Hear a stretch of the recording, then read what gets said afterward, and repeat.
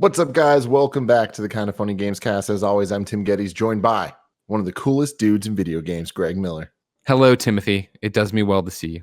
It does me well to see you as well, sir. Now, why did they prioritize the nice camera for you? That's my question. Because I'm a fancy bitch. He lives closest to me. Oh, okay. Yeah, Okay, well, that's a lie, Kevin. I live closest to you. I was the one that was initiating this. I was the one that wanted the fancy stuff to begin with. And so now we've proven the concept that it can work. So now, but didn't Kevin prove that? Because Kevin had the test one. I feel like Kevin tested it, and then if we're rolling it out, maybe it should have gone to me or Blessing. I can drive to Tim's house right now and take it. I would appreciate that. That would be a good idea. Blessing, Adeoye Jr., the new face of video games. How are you doing? It does me well to be introduced by you, Tim. I forget what Greg said, but the same thing. The same thing. Sure. And returning once again, week after week, you'll love to see it. Kristine Steimer from What's Good Games. Hello. How are you? Back. This is the talk I'm very excited about. Yeah. Last week was the warm-up. Last week, the review of Last of Us 2, which if you haven't seen and you're interested in spoiler-free thoughts on the game, definitely check that one out. You're not going to want to have anything to do with this until you beat Last of Us 2. That is for sure. We're going all in. There is a lot to spoil in this game. So this is like final warning times 1,000. You should leave now. Come back later. Once you're done with it, though, definitely come back. This is going to be a fun one. We're going to talk about a lot of cool stuff. You can get the show every week right here on youtube.com/kindoffunnygames. You can watch it on roosterteeth.com. You can also listen to it on podcast services. Just search for Kind of Funny Gamescast. If you want to get it with an exclusive post show and ad free, like our Patreon producers did, you can go to patreon.com/kindoffunnygames. Like Muhammad, Connor Nolan, James Hastings, Sancho West Gaming, Julian, the gluten-free gamer, Delaney Twinning, Aaron Bonilla, Jeffrey Long, and Jesus Barrio. Thank you all for your support. We appreciate you helping this show go on. I don't even want to waste any more time. Let's get right into it. Last of Us Part 2, Spoilercast, last warning to leave. Go. Game provided by PlayStation. That's right, Greg Miller. Greg. Hey, one needs to be verbally spoken to as well, Kevin. Yeah, he needed to remind me of this, that Sony did provide us with this game. And for that, we are very thankful because it was a very good game. Go for it. Can I say one thing? Yes. I know people are watching this right now and they're like, all right, cool. It's spoilers. I don't care. I don't care about this game. I wasn't going to play this game. Don't do that. Don't watch this until you play the game, period. Until you roll credits on the game, period. This game's amazing. Yes. And I will say even beyond that, now that we can actually talk about this, there's a lot of people out there, they're going to be like, oh, I already spoiled myself with the leak. The leak didn't spoil everything, ladies and gentlemen. No. The leak spoiled some things, but not everything. There's a whole lot of other stuff that was not spoiled at all. Funnily enough, I was spoiled and I didn't even realize it from the leak because it was such a vague spoiler that we'll talk about later. But I want to start it off. Steimer. Yeah. What are your thoughts on this game now that you can be unleashed to talk about it spoiler free? I mean, I still stand by everything that I said. And I think what I'm more excited to dig into today is talking about a lot of the symbolism in the game and then a lot of just the way that they've mirrored Abby and Ellie and their stories and their paths and how it all moves forward. So like, I don't know where we want to start though. So I'm letting you guys lead and I'll just like interject with my weird thoughts as it goes on.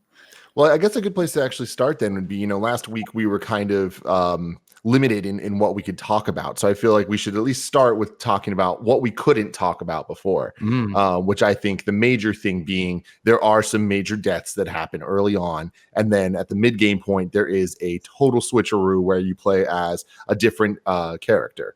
And Greg, would you like to explain what I'm referring to here? Of course. I mean, I think, Steimer already hit the nail on the head. Just being able to say Abby and be able to talk about Abby, of course, performed by Laura Bailey. And yeah, the fact that they totally Metal Gear Solid 2 Raiden this, right? Where it's this idea of, hey, holy shit, like we are going to go in here and make you play as the person you think is the villain at the start of this game. I didn't see it coming. And I think even when you play the game and, incredibly early on, we get control of Abby. We don't know who she is. We don't understand why we're taking control of her. We leave the lodge, we meet Owen, he takes us, we see Jackson. You start to piece it together, and obviously knowing that it's a tale of revenge, all that stuff, you start playing with it. But God, this is so crazy because now we're in the deep end. You can say whatever you want. I've had to be so particular, I still feel like I'm like being a little bit like guarded. So like you're breaking the rules. For me, like you talk about spoilers, right? And what got ruined.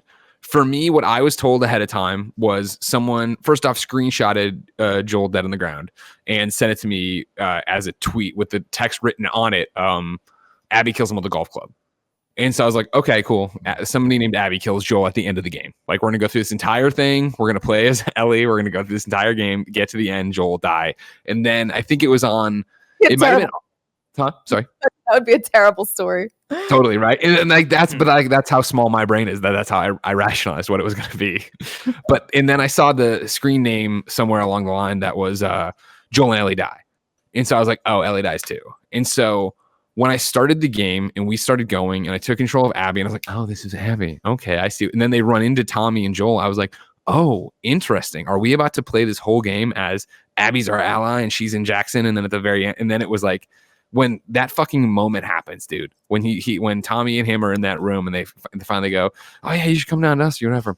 I'm Tommy, this is my brother. And he goes, hi, I'm Joel. And everyone in the room looks at him and he just goes, you're all looking at me like you know us or something. And Abby just goes, that's because they do. And she shotguns him. I was like, holy shit, it's happening right now. Oh my God, It's happening in the first 3 hours of this game. And I was like, and I don't know what's going to happen. I don't know where we're about to go. And so for that to happen, us get set off on our thing, and even the trajectory we were playing, and you cut me off anytime you want, Tim. The trajectory we were playing of then, the building, and going to Seattle as Ellie, and going through the days, and having those moments that just didn't click it with me at all. That I was like, oh yeah, I heard Abby broke out, and oh no, Abby's gone over to the island, and I was like, oh, this is interesting. All this shit's happening with Abby off screen. That's an interesting choice. And then I kept thinking we were going to run into her in one of our missions, and then to not have it happen, get to the theater, and then have Abby break into the theater. I was like, what the fuck? And then it was the switch and you picked up and I was like, oh, I'm playing a flashback to come back to the theater.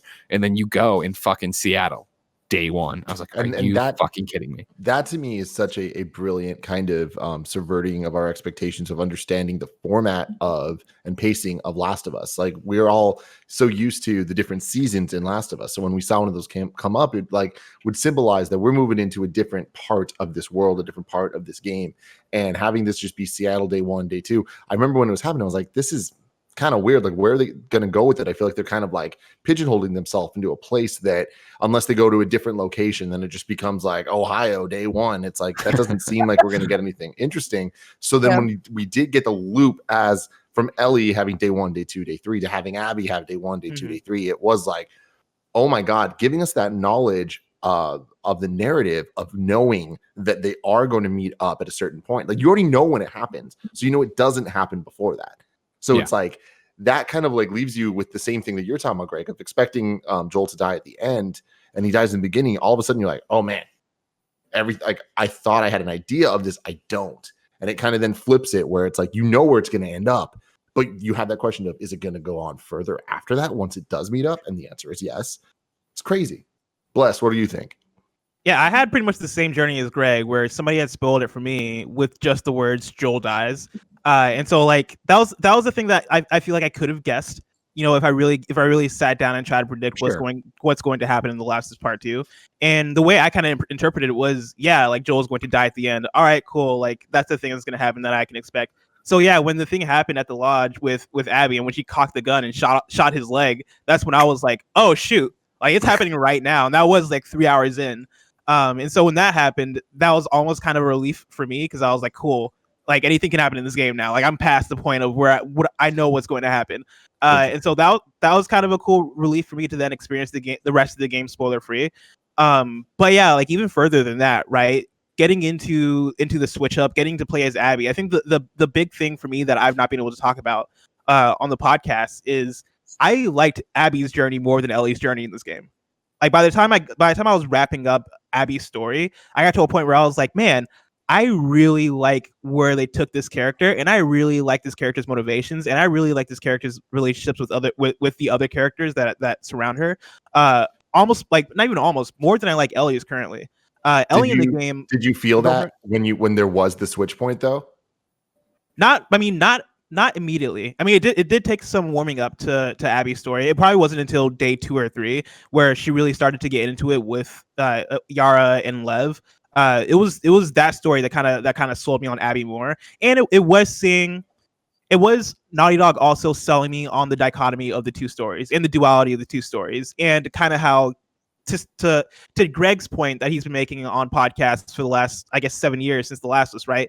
Saying that to Greg, Joel is the bad guy of this story, right? And me as a listener interpreting that as like, all right, yeah, I guess I can see what Greg's saying here in terms of Joel being a bad guy, and even in fact replaying the game and getting to the point where even I was like, oh yeah, like Joel is doing a lot of shitty things, especially in this winter chapter where he's murdering people to get to Ellie, and you understand why he's doing it. He's killing hospital workers, and you understand why he's doing it. But at the same time, like, yeah, he is a bad guy. For them to then take that and really sell it and say that, hey, no, yeah, Joel is a bad guy, and we're going to show you the story to which he is the bad guy.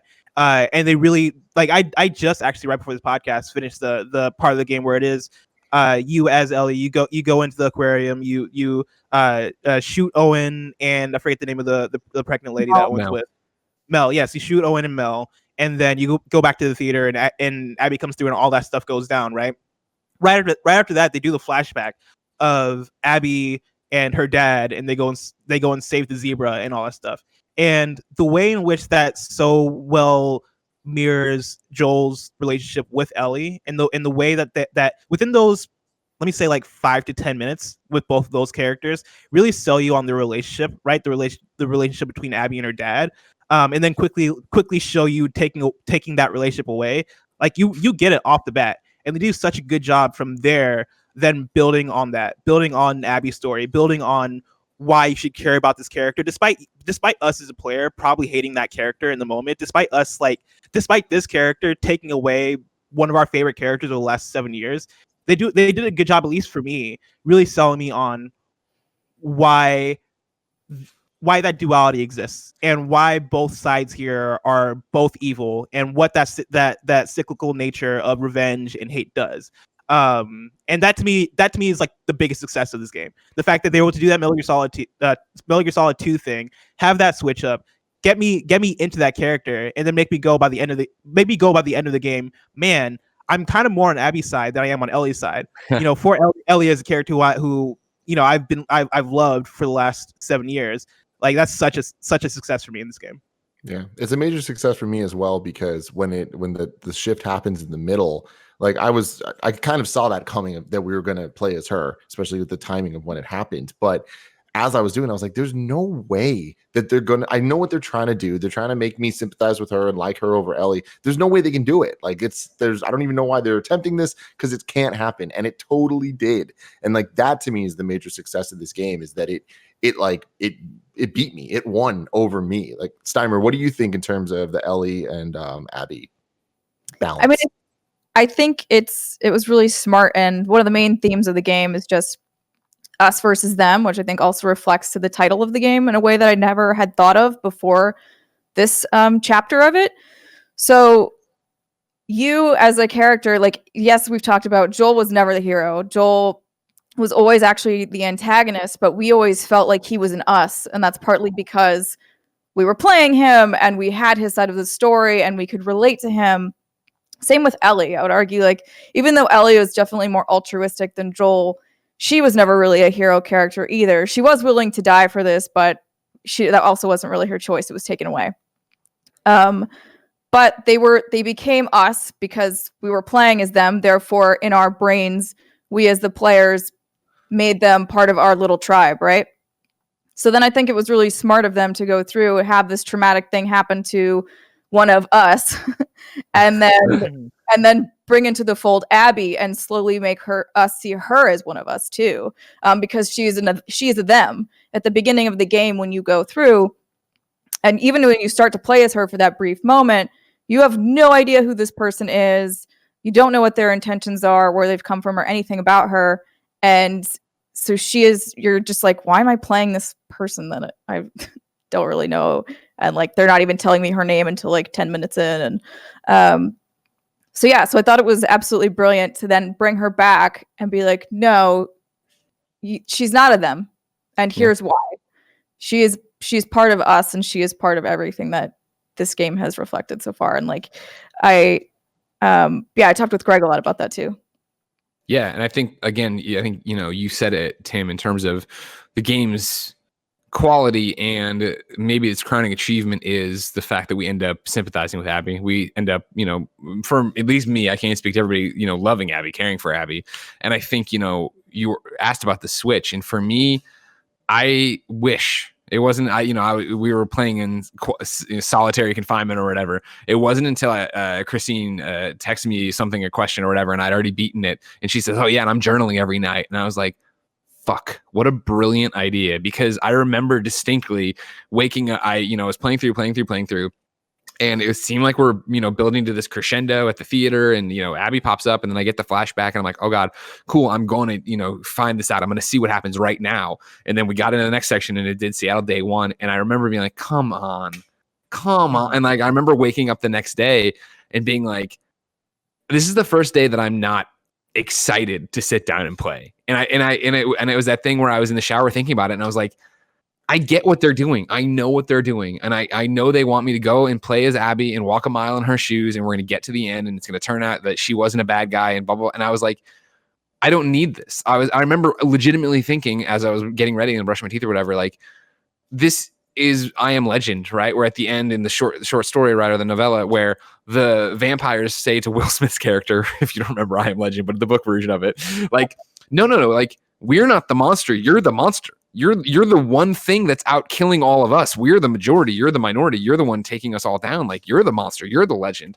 And I was like, I get it. I get that that's what we're going to get. That we're going to get to the end, and I'll have liked Abby, but Ellie's out there killing everybody. And I was like, ugh. And I remember distinctly playing. And it was when her and Lev have the moment on the bridge crossing to the skyscraper and fall into the pool, where I was like, fuck, this is awesome. Abby is so three-dimensional in her fear of heights here. You know what I mean? In terms of, and just like the acting from Laura Bailey, the animation from Naughty Dog, let alone them falling, and then her and Lev having this moment of levity and bonding. And I was like, fuck, I really like her. I really like this. And then to go through it beat by beat by beat to get to that ending and finish the game, I'm in the same boat as I think it was Blessing, right? Of, yeah, I like Abby more in this game. Like, I love Ellie, right? We love these characters. They're all fleshed out. They're all these things. But the fact that we pick up on Abby's story at basically the end of Ellie's, right? Because they're the same narrative thread. They're the same thing. They're on the same journey. There's different points. And so for me to have to play through the blind revenge that Ellie wanted, and this is what we've talked about in the reviews, and we've talked about on PS I Love You, and I've talked about on Game Explain, like, sitting there and playing it was never the violence that was the turnoff to me. It was the, no, Ellie, why? Just you and Dina could be happy and like stay there. And even Tommy doesn't want you to go originally, right? Like, you don't need to do this. This doesn't end happily if you go do this, but she keeps going. She's going. We got to pick up and meet Abby after she had done that. And we find, of course, that it's completely a hollow victory. There is no victory celebration for them when they're done, right? They're done. And, her and Owen's entire story is basically Ellie and Dina's, right? Where it is that I am so obsessed with this mission to find and kill Joel that I am not going to be able to stay here just for an afternoon with you in the aquarium and hang out and make out like kids. Like, I need to go train. Like, you know what I mean? Like, Abby's physique is built to kill. Like, she is literally has one thing going on. When I looked at it and early on we meet her and she's not, yacked like she is. It was that thing of like, oh, eventually she's going to fall in love with bodybuilding or something. And then it was like, oh no, she's doing this to become a killer. She is committed to finding Joel. And you see that leaves her alone, right? To the point that you get to that end and like, yeah, she realizes, when Owen tells her that Mel's pregnant, like, fuck, like, there's like, I was so committed to this, I missed out on that, and there's no way to reconcile those differences. And then we see Ellie do the exact same thing. To be able to be with Abby through her narrative thread and have her have that fucking amazing moment, right, where she grabs Yara, right, and she goes, "No, you are my people." It might have been Lev, I forget which one, but you are my people. It was Lev. That is probably my favorite moment of the game, because that did come after Yara's death, where the wolves shot down Yara, and Lev is like grieving, and Lev is like, your people did this, and she grabs Yara, and she grabs Lev, and it's like, you are my people. And that was the moment for me where I was like, shoot, man, like, they did it. Like I can't believe they sold this so well in a way that made me really enjoy this character. And I remember you, Greg, you mentioned, I think on PS I Love You, or it might have been Gamescast, that you played the game more than once. Like you play through the game multiple times. And when you said that, I was actually surprised because of my reaction to both Abby and Ellie's stories parallel to each other. Because for me, I couldn't imagine going back and playing Ellie's side of the story again. Like knowing that now the way I look at Ellie, especially within those first 7 hours and within the last few hours of the game too, like seeing the I guess the blind theory that she's indulging in, and seeing the blind revenge. Like you understand why, right? You understand what Joel means to her. You understand why she feels like she needs to do this. But for me as a player, I was like, man, I don't know if I could do this again. I don't know if I could. By the time I got to the end of Abby's story, I was like, I don't want to play as Ellie anymore. Like, I don't want them to give me the controller back. And in fact, it even made those last like 4 hours of the game where you go back after the farm and you go back in search of Abby. It made those hours of the game kind of difficult for me to play. And on PS Love You, I was alluding to this, right? Not wanting to press square, not wanting to tap square in certain moments. That final showdown between Ellie and Abby, where they're in the water and Lev is in the boat, and they're doing this fist fight, or I guess Ellie has a knife, but they're fighting hand to hand.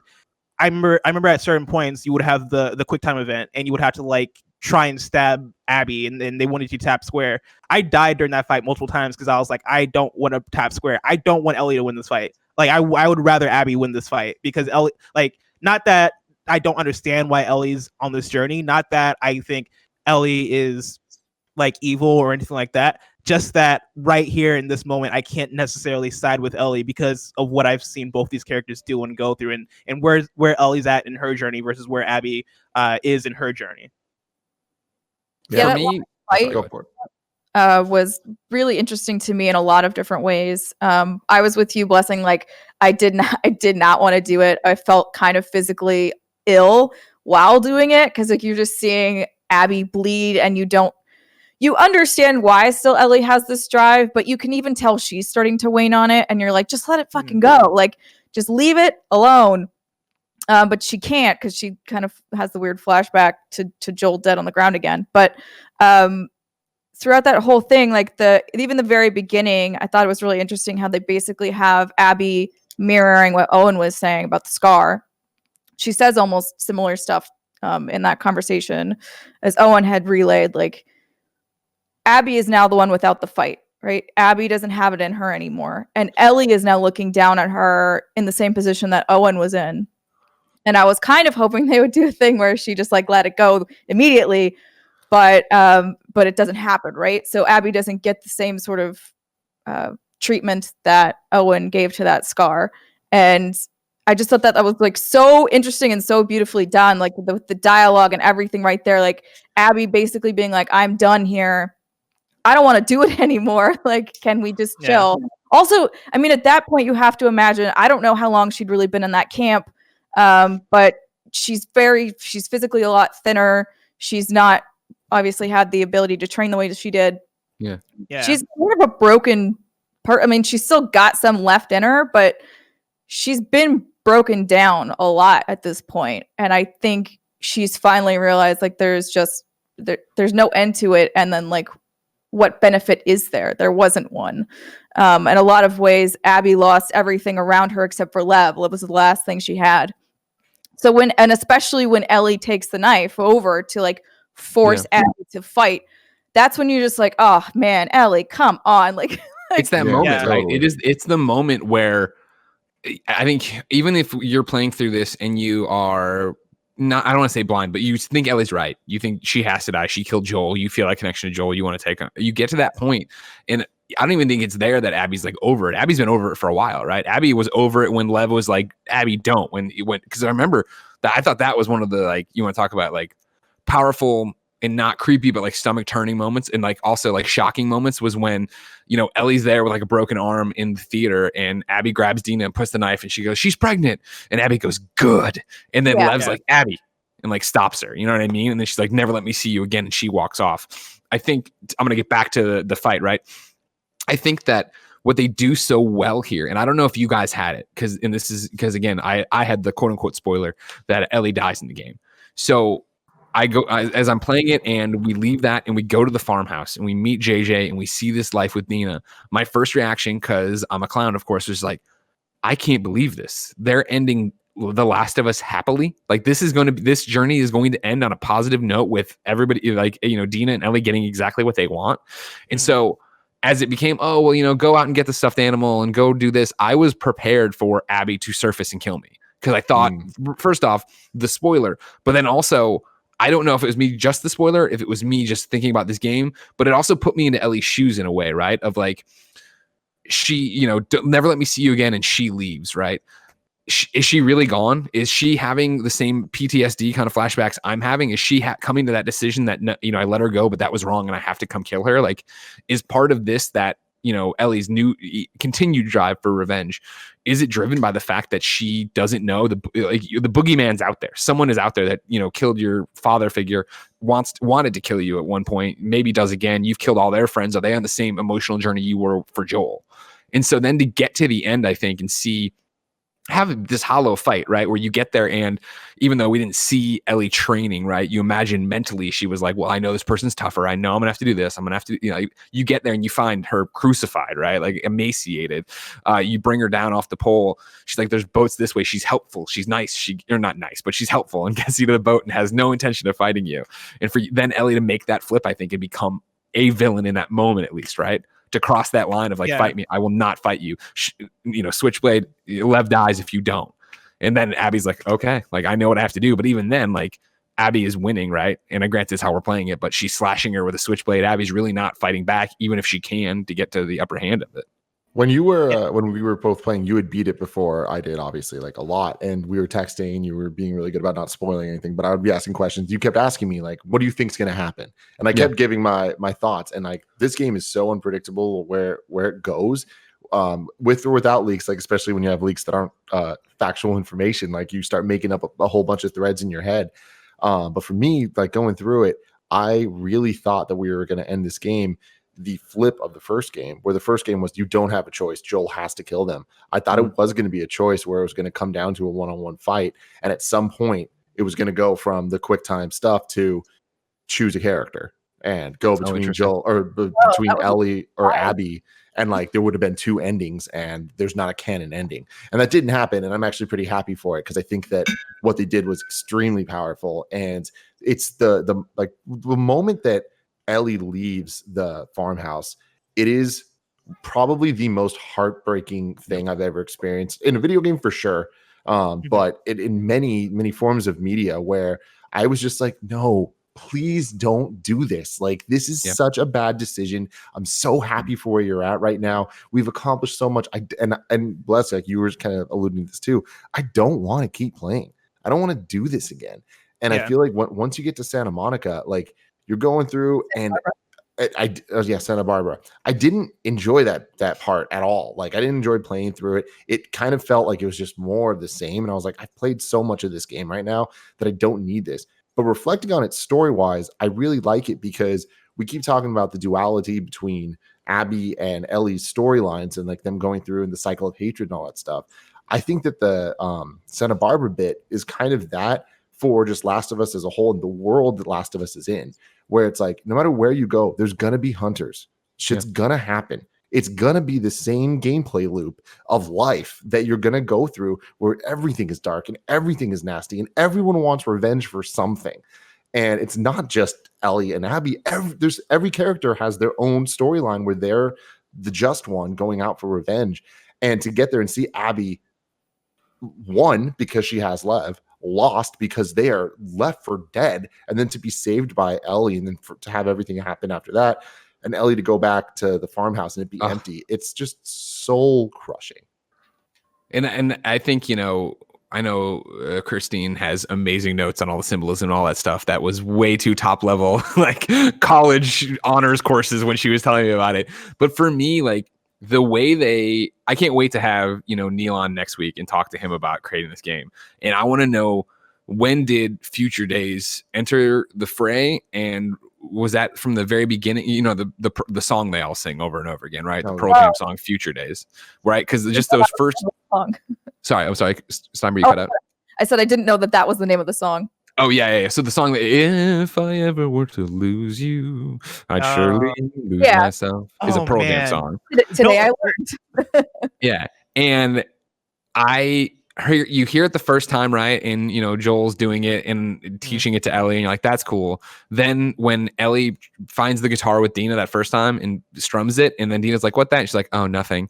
Then she plays Aha, which we'll talk about later on because that was fucking insane as well. So but then, like, for that song to keep coming back of them playing it, let alone those lyrics, right, be the entire theme of this fucking game. And then I think, because originally, right, it's Joel about Ellie, if I was ever to lose you. It's Ellie playing it to be about Joel if she would ever lose him. Obviously, it's you know, even though she never plays it or hears it, it's Abby and her dad. It's also Abby and Owen. Then Abby and Lev there at the end, and why Ellie's pushed that way. But then for it to be Ellie and Dina, right? And it to end on that fucking note. And not only end on that note, but have her not be able to play the song because she had her 2 fingers bitten off, right? You're like, holy fucking shit. Like, I mean, it's so...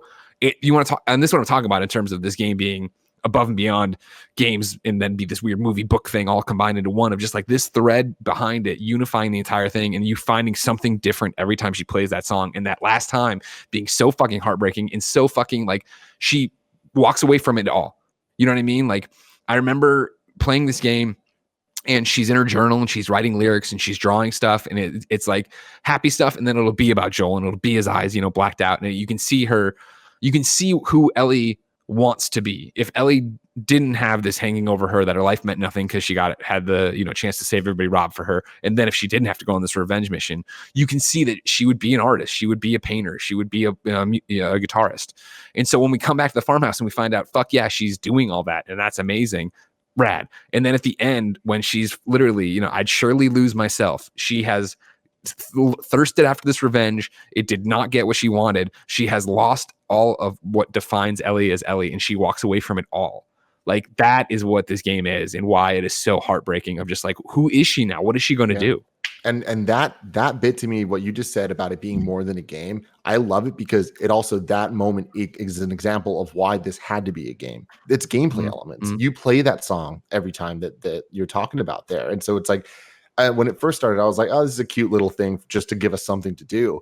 But as it kept going, I was just like, oh man, like they're really like making us do this. And it never felt annoying, because it felt like we were part of a moment now. Like, it felt like it felt more personal. It felt like we were playing the song. And then for the end, for you to be doing it and not be able to, because the fingers, it was so hard to deal with. And like, we talked a little bit about this, Greg, and I'm sure we'll talk more, but I wish the game ended there. I really wish that that she tried to play and it didn't play, and then just cut to black. Because to me, like, that is the end of it. It's like Ellie lost, and she lost herself. Like, that is the end. So you don't want the flashback. I think the flashback that happens after is extremely powerful, because the final bit of the game is a flashback with Joel and Ellie, like, essentially reconciling. Like, even though before starting the road to reconciliation, right? Exactly. Yeah. And I just feel like I would have personally preferred that scene to be somewhere earlier, even if it was just a couple scenes earlier or something. But I just think that the imagery and gameplay elements and just overall like emotion of her trying to play the song and not being able to, what is just such a powerful endpoint. Yeah, and I was talking with. Oh, go ahead, Blessing. No, let's not. Because I wanted Steimer to get to a point we were talking about earlier, and I know we're close to it. Well, no. So So Greg and I were texting about this and about that particular flashback, and I was like, well, my interpretation of it was that she is, you know, doomed to walk alone, right? And she's just wandering off into the wilderness. That flashback to me felt very purposeful in that place, because it made her realize that even if she feels maybe she's done an unforgivable thing, if she was willing to forgive Joel, maybe Dina would be willing to forgive her. So in my interpretation of this, that indicates her to keep going, gives her hope. And so when she's walking off, in my head, I feel like she is walking off to go find Dina and hopefully make amends and like get things back on track to where they were. Because if she felt like Joel did this thing for me that I could never have imagined getting through, but I was willing to try, maybe that'll be the same thing for Dina. Yeah, and I think... Oh, go ahead. No, and that's powerful, and that's, I think where you're left to have these conversations that will go over and over again. And I can't wait to see Neil squirm out of it next week when I ask him specifically where the fuck she's going. And to piggyback off that, I mean, again, I could be told, Neil could be like, absolutely not. She's not doing that. But in my head, I'm like, she has to be, also because at the very end, so the title screen, the thing we haven't really talked about, at the very beginning or through the entirety of the game is a boat. It's just a boat in gray, right? Yep. And then when you beat the game and it goes back, it's a boat on a beach. It's Catalina Island. And so like indicating Abby made it, right? Abby and Lev made it to Catalina. They made it to the Fireflies. So I'm like, you wouldn't, if these two people, yeah. I thought that was Santa Barbara. Yeah, I thought that was. Isn't the thing on the hill the place they were kept? Somebody else I was talking to that beat the game said it was Catalina. I've never actually been to Catalina, so I don't actually. I'm pretty sure it was the same place that we left. That's what I thought too, but then they said it was Catalina, so then I got confused. So, anyways, that would have been cool though, or would yeah, be cool. It's true. Just indicate that they had maybe gone there. If I can chime in to your point, and something that you said that made me feel so stupid, Steimer, is that the game's all about going towards the light, right? I think whether it's Catalina Island or whether it is Santa Barbara, I think the fact that all of a sudden the fog and the gray is gone and it's a nice sunny beach thing means that here's your happy ending, or not happy, but the clouds have parted, right? And you're no longer lost in that fog. Yeah, because there's so much with the way they've done the lighting in the game and symbolism with it. And even that last fight, like before you go into it, it's all like it's still bright outside, it's still light, and then you kind of walk down to the beach and it becomes more muddied, right? It becomes more gray, it becomes more uncertain of what is going to happen here. At the farm is bathed in warm, beautiful, bright light until you go into the barn and you have that weird moment in the dark, right? And you like wander back into there, and that's where the flashback happens. That's what takes her back. So both another like sort of mirroring quality of Abby and Ellie is Abby is a firefly. Fireflies naturally they have light in their butts. Well said. Whereas and Ellie is a moth, right? So Ellie is sort of more born in darkness, searching for light. Whereas I feel like Abby is more intrinsically light related. And so I feel like it's interesting having these two characters struggle to find it within themselves at various points in the story. And I think one of my key lines from the game, because Greg, I had agreed with you on the line of like, Lev, you are my people being one of them. The other one is when Abby and Owen are talking and she's like, what happened to us? And he says, I guess we forgot to look for the light or something along those lines. Like, but that's kind of what, to me, the whole game was about. Yep. It's about people forgetting to look for the light and instead going down this path of darkness that ultimately unravels them. And I think that's something that I lost on my first playthrough. And I don't even know how much I picked up on my second playthrough. But the fact that Owen isn't all in on being a wolf, right? And Abby is strictly for revenge, but then by the end falls out of it and kind of sees Isaac as a weirdo. Like, you lose the fact that they are fireflies, right? From the first game, they are the people that, some people call terrorists, but most people are calling the people who are actually out for good and we're trying to do good things. Like Abby and Owen are products of that. They were trying to do that. They were trying to be that. And they fell in with the wolves who are not that. The wolves on paper might seem like that, right? But then Jesse and Ellie talk about it at length, right? Of like, man, these people are fucking crazy. They fire at you on sight. They don't even try to. What if we what are we able to talk? What if we could? They just don't care. That's not what they're about. Let alone waging a war on the Scars, right? The Seraphites after having a ceasefire and having a truce. Like, there's a whole bunch of stuff. And granted, yes, I know spoilers.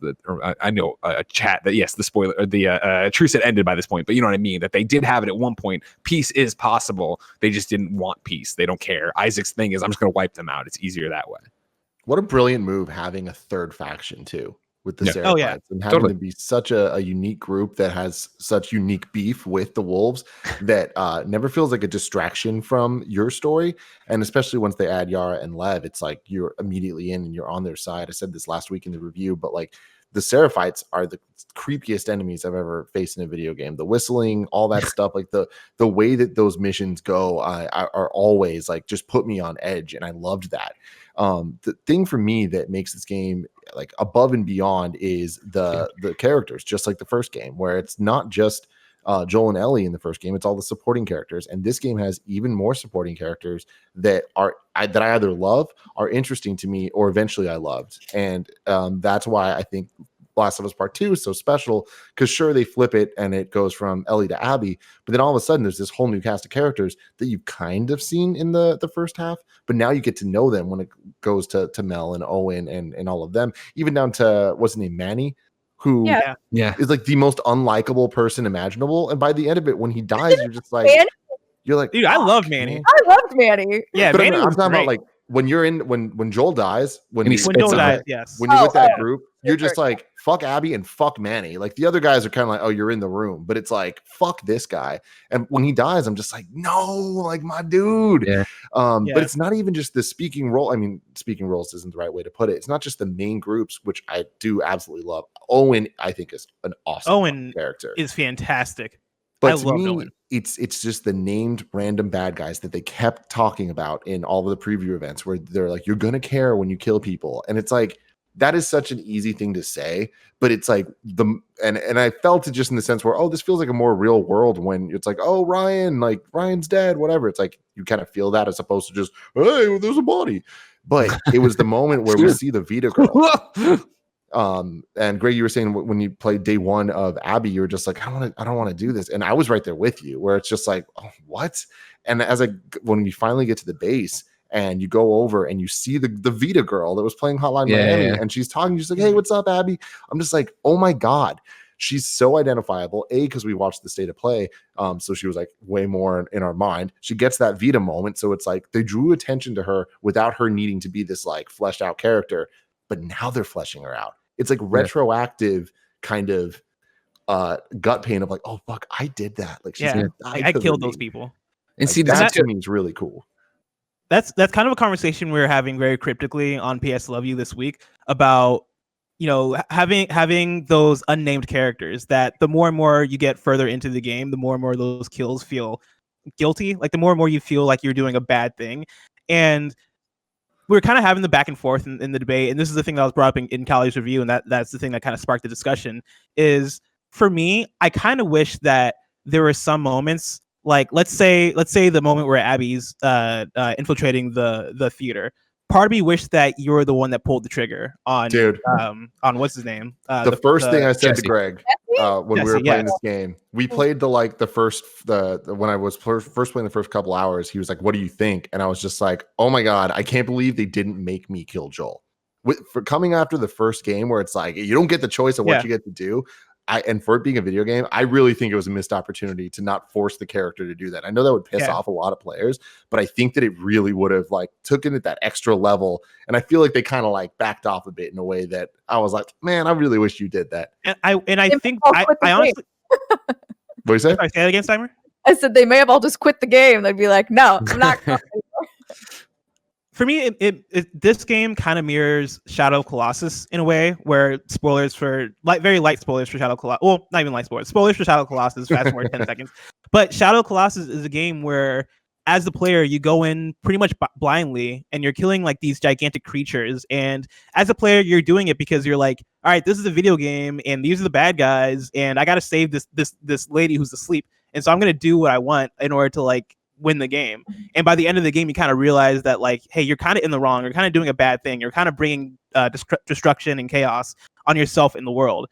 Last of Us Part 2, I think, mirrors that same message. And in a way, I think it could have, it's such a hard thing to balance because I think they could have driven it way more home. And I feel like they're kind of going that direction with having the named enemies and with the way in which things flip flop and the ways in which thematically the game is a game about how, yeah, like senseless death and senseless violence is bad, and you go down the cyclical cycle. And we're, as Naughty Dog, right, we're pointing back to our Uncharted games and kind of making this meta narrative about how, yeah, like getting away with killing 300 people in this game shouldn't leave without weight. That should have some kind of weight to it. And so for them to point that out and for them to do such a good job narratively of analyzing that and showing the back and forth and diving into those themes, I feel like allowing some of those named character kills to actually happen when you pull the trigger, right? Like, and granted, I wouldn't necessarily wanted to have killed Owen and what her name was Mel, the pregnant lady. Yeah, I wouldn't have wanted to kill Mel. I feel like that would have been a step too far as a player. But killing Mel Owen, sucks. I'm gonna say, but like as a player, I don't want to kill a pregnant lady. But like getting to kill Owen or being able to kill Jesse, right? Nora. Having Nora, right? Like having those actual named character kills be in the hands of the player in the way that Joel's kill of the doctor was in the hand of the player. I feel like that could have driven that point way home in a way that, for me, would have felt way more weighty. See, I disagree. I don't think they should have. I think this is the way to do it for a couple of different reasons. Number one, I think gamifying those moments would make it for a large degree the torture porn so many people were worried about after that after the scene they released of the Seraphites breaking Yara's arm and about to hang Abby. I think that would have driven it home that that's what this is. Let alone from a storytelling perspective, I feel like they wouldn't have been as impactful because you could have fucked around, or you could have come from a different angle, or you could have not done it the right way. My example of how they do it and make it feel right and make it feel meaningful, right, is when you decide to kill Nora and you don't do it really, but you do hit square, right? You're walking up to her, she's dying of cordyceps. You could easily not do it, but and they could cut away. Instead, you do it, and then the next thing we see after, right, is Ellie shaking, right, and being like walking in and going, "I made her talk." Like we got to see her. First off, they set it up obviously in Last of Us Part 1 with Joel doing it. We get it early on in Last of Us Part 2 of Dina being like, "Why are these guys tied up?" And she's like, "Oh, this was definitely Tommy. This is a tactic Joel told me about. You make one of them talk. They pointed out if they don't agree, you kill them." And so it was something Joel told her about that she'd never done. So we make her cross that line, even though we don't have to see how she made her talk. I don't want to know either. I think coming out of that and then seeing the repercussions of it on Ellie are powerful. And I think having that moment taken away and given to just a cutscene of you killing, even though I think the game does such a great job of not the traditional video game cutscene comes, everything, hitches and you don't know what's going on. Like so many times I'd go into cutscenes and not realize I was in cutscenes right away. Like the transitions are there, and I think they need to be there in that narrative structure we're talking, where Naughty Dog is telling you a story and they do want it to happen a specific way and have you frame it a specific way so you understand what's going on, but it isn't necessarily torture porn. You have to still see it. It's still torture porn. Like you don't interact with porn. You know what I mean? Sure. Like that's what I think makes it not in the way you watch it. I guess that's true. Yeah, but I think you just get into it like, oh, am I going to use the flamethrower? Am I going to use this grenade? But they take away those options. Suddenly, it's not true gameplay. But it doesn't need to be. But even if it was just you pulling the trigger, even if it was more of a the boss in Metal Gear Solid type thing, like it literally just the pressing square, just like. The reticle's already there. You don't get to choose your weapon or whatever. They limit it. You just you're the one that needs to do it for the game to move on. Like, I feel like there's a couple instances in this game that I really would have liked to see that, because I think it would have made it stand out as a video game, not just a dope story. Yeah, but I feel like they did that at the end. That was the end fight, right? The end fight is that. And like, I'm glad that did not exist for more than that, because I wouldn't have wanted to do it. I feel like and that's probably why they didn't, to be honest, is like, they need to keep the story moving, and they know that the more that you interject something like that in there where the player probably doesn't really necessarily want to do it, that's just a stopping point for somebody. And like, so in order to keep somebody moving throughout the end, it's like that, remove the gates. But I feel like we haven't talked about the most heartbreaking person. It's not a person thing you kill, which is Alice. But before we do that, let me tell you about our sponsors.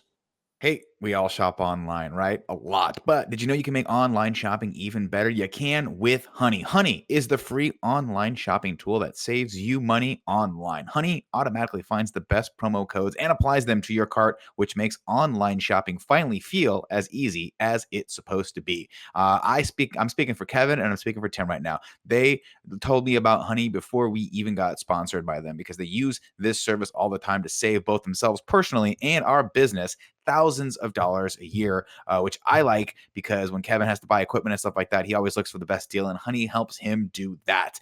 Here's how it works. Imagine you're shopping on one of your favorite sites like Target or Sephora or Macy's or Etsy or Lululemon or DoorDash or Walmart, etc. You get the picture. When you check out, this little box drops down, and all you have to do is click Apply Codes.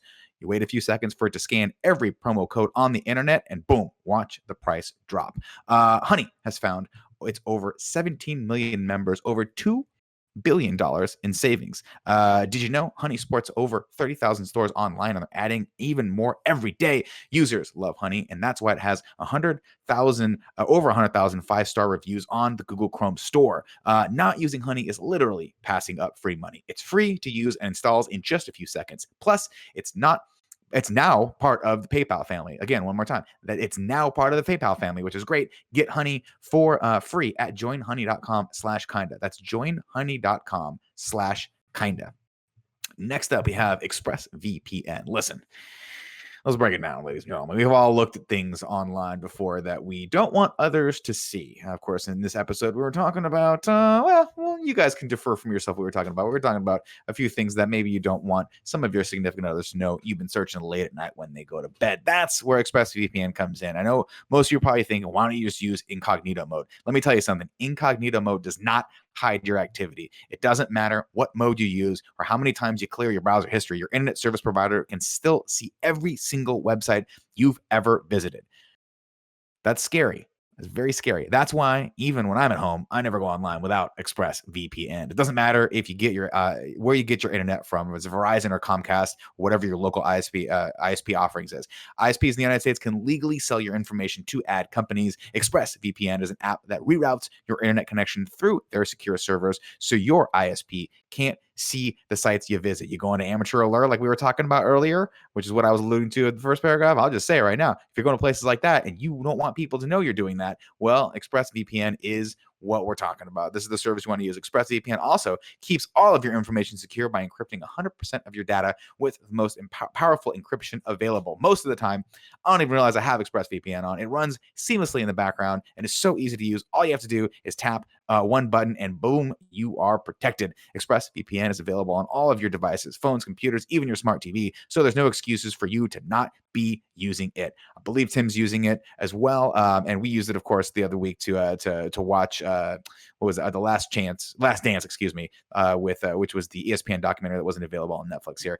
This is a phenomenal service. You absolutely should check it out. Protect your online activity today with ExpressVPN, rated #1 by CNET and Wired. Visit my exclusive link, expressvpn.com/kindafunny, and you can get an extra 3 months free on a 1-year package. That's expressvpn.com/kindafunny, expressvpn.com/kindafunny to learn more. Now, back to the show. Get to Alice, Kristine. Oh, I was waiting for you to go. So I think that was Alice is your furry friend if you are Abby. And so I think for me, when you're going in as Ellie the first round, you don't really, you kind of know these people, but you don't really know these people yet. The dog comes at you. You've already killed probably a couple of dogs at this point. I was still slightly like, oh, well, bye, dog. But I didn't really care that much about it. But then when they go back into the flashbacks and you're back at the wolf camp and Mel's like, yeah, let me go check out Alice. And I was like, what? Go check out Alice? What is she talking about? And then you go down and they have all of the dog kennels and you play fetch with her and she's such a good girl. And you realize oh no, I just stabbed this dog in the neck and all she was trying to do was protect her family. Yeah, it's hard. The fact that you play with her in the aquarium, the fact that when you come back to the base that you get rescued at the gas station, then taken to the base, and if you walk around, you can walk up to her cage there too, and she's like, oh, it's okay, Alice, we'll get you out of here soon. It is oh man, fuck. Oh, you motherfuckers. There were definitely some points in the game early on where I was playing as Ellie, where actually it was during the E3 demo, or not E3, the State of Play demo moment. State of Play, thank you. Yeah, where it's after the Vita thing, where you see a dog that's out with the people in the camp that you're making your way through. And I remember at a certain point, seeing a dog and being like, that's a really cute dog, and I'm gonna have to kill that thing, aren't I? And then things progress. That's actually one of the ones where I'm like, all right, to Greg's point about the game's balance between telling a good story, but then also trying not to be torture porn. That was one of the things where I was like, all right, this is probably the closest this game gets to being in that torture porn area of I don't want to do this, and I almost don't feel comfortable playing this game. When you introduce me to this dog and make me play fetch with it. Yeah, motherfuckers, man, they're so good. And dude, that's the thing of trying to get out of the dark side of this for a second. I think something that makes Last of Us special is the more lighthearted moments and the things that are like kind of just out of nowhere. And we saw a lot of it in the Left Behind DLC with that arcade bit. Yeah. But this game has so many beautiful moments that we're going to talk about in a second, but like I just want to give a shout out to the environments you go through because they were so unexpected. The aquarium is beautiful and so cool and such a great idea to have such major set pieces go down and to see it kind of like evolve over years. It feels like, I think, with the flashbacks and stuff is so interesting to see how it changes over time. And then the museum, when you go through it for Ellie's birthday, and then the farmhouse, and even like how varied Seattle can be, where, you know, 1 minute you are just kind of in these more like open field areas, then you get in the city, oh shit, now you're at the convention center where they throw PAX, and then now you're in the sewers, now you're at the pier, you're under the pier going, it's beautiful, like the Ferris wheel, all this stuff. It's like the game kept me so interested in what's it going to show me next, where's it going to take me next. Let's talk about Ellie's birthday for a minute though, because that was such a special moment. Oh yeah. So what do you want to say? Yeah. I mean, like, yeah, I think it's incredible. It was, you know, they do such a good job with these touchstones, which, and I'll get back to it later because I've been keeping notes on things I want to double back to, but the reconciliation cutscene, of here it is, what you remember from Last of Us Part 1. And I think, you know, no matter what you thought of Last of Us Part 1, which I would assume you loved, but I think there always was that thing of like, at least they're happy, right? They're doing happily ever after in some respect. And so to see, Joel and Ellie being, you know, dad and daughter, to see him push her into the water, her know how to swim, she pushes him back, and then to get into the dinosaur exhibit and walk around and put the hat on the dinosaur and then put the hat on Joel, trophy if you want, you know, doing all these things and correcting him, and he's talking about Jurassic Park and Jurassic World, and it's like, or Jurassic Park 2. The second one, not as good. Yeah, exactly, right. And then for them to go through into the space section, which I had totally forgotten, right? You know, I played through the whole thing. Obviously, I was like, that's great. And then going back and playing Last of Us Part 1 again, and her being like, I would have been an astronaut. I'm like, holy fuck, they're paying off on things they said there that I totally forgot about. And like, that is her thing. And she does love that, and her freaking out. And then to go through and she's telling them all these space facts, and like, you actually get it for like this one, you know, extended scene of them being father and daughter. And like how many times, you know, when I've seen, you know, our friends who are dads, or, you know, my dad even, like totally engaging, like, well, tell me what you think's cool about him or whatever. And she just starts ranting and raving about astronauts in space. And you're like, oh my God. And then to get into the shuttle, to put on the helmet, to play the tape and have the lights go, right? And that's what you're talking about, like the Left Behind arcade moment where it was Ellie's eyes closed and all of it being projected on her face. A beautiful moment. Here, you know, even better as all the dials come to life in the reflection of the helmet, and you get to go part of this and see how much they mean to each other. And then other moments that kind of took me by surprise were like Dina. I love Dina so much. I'm so happy that she didn't die. That like there was moments where it was like a little dicey, but like she didn't die. It wasn't a revenge story about her girlfriend. Like a lot of the theories we had for so long were just so off. I remember, Greg, originally you're like you thought Abby was Ellie's mom when the first trailer. You know, originally at the reveal, if you remember, I thought Joel was dead, and that was correct, right? And I was that's his ghost coming in. So fuck you, I was right. yeah. And then yes, I did wonder if the Seraphite Abby scene was in fact her mother, but whatever. Yeah, no, but I just think that's fun. I think that, you know, for a world that I feel does feel like it's predictable, it's not. Like there's so many elements and characters that get to do and be interesting people. Starting the game off with Dina being so fun, so different than Riley, but I feel like we get that kind of more grown up version, but they're still having fun with the snowball fights and all of that. It's like, oh my God, I just believed in it so much. And then for it to kind of go on their adventures together, the dialogue between Dina and Ellie, I was just like, I fucking love you guys. I want you to be happy. I love how Ellie's so insecure about it and feels that Dina's so out of her league because she's badass as fuck. It's so great. And then for them to find the weed little place. Oh yeah, the weed stash. And to just fucking get high. I was like, let's go. And I have a theory that they just got so high that the rest of the game didn't happen. But you know, maybe that's just they're still on that they're still on it, just in another planet right now. Real quick. While we're here, what was your reaction to Smash Bandy's Coot? Smash Bandy's Coot, baby. Let's go. They find his porn stash and it's fantastic. Let's go. That was such a fun moment. So much fun little Naughty Dog stuff as you're going through the game. I love how many PS3s, the fat PS3s, are everywhere because it was 2013. Great. And everybody's got Drake. Everybody's got Uncharted. Loved that. That's awesome. Yeah. What about more moments like that though? I want to give a shout out to the aquarium because like so I think I'd mentioned on PS Love You or Gamescast about. Listen, we get it. You're on PS I Love You XOXO every Tuesday night. It's every Tuesday morning. Me and Greg, we talk about PlayStation. But I remember in the game they made the reference of, hey, like, you know, before everything went down, before the apocalypse, like people used to like walk through here and just like look at fish and like and have a good time. And as they were talking about that, because they're in the aquarium specifically, I was having flashbacks to literally last year where me and my nephew and my sisters were walking through that same aquarium. And legit, like that was one of the few moments in the game where like I actually started tearing up. I actually started being like, oh my God, they did it. Like, and it's a zoo for fish. It's a zoo for fish. And that moment for me kind of reflects how well they did Seattle overall. Like they did such a good job of fully realizing Seattle. Like the Ferris wheel, you know, is a big thing, especially by the aquarium. The convention center was a pretty good pull. Like all the different Starbucks that weren't actually called Starbucks. I can't remember what they were actually called, but it was like Rota's Coffee or something like that. I appreciated that because there's hella Starbucks in Seattle. The fact that the Space Needle ride is on their island. When they kept saying the island, I was like, what? Are they going to Bellevue? Like, what are they talking about? And then when you got there and they revealed it, I was like, oh, holy shit. It's just because of the flooding and because of the city left to, you know, its own devices in ruin that this has changed the topography in a way that's crazy. Yeah.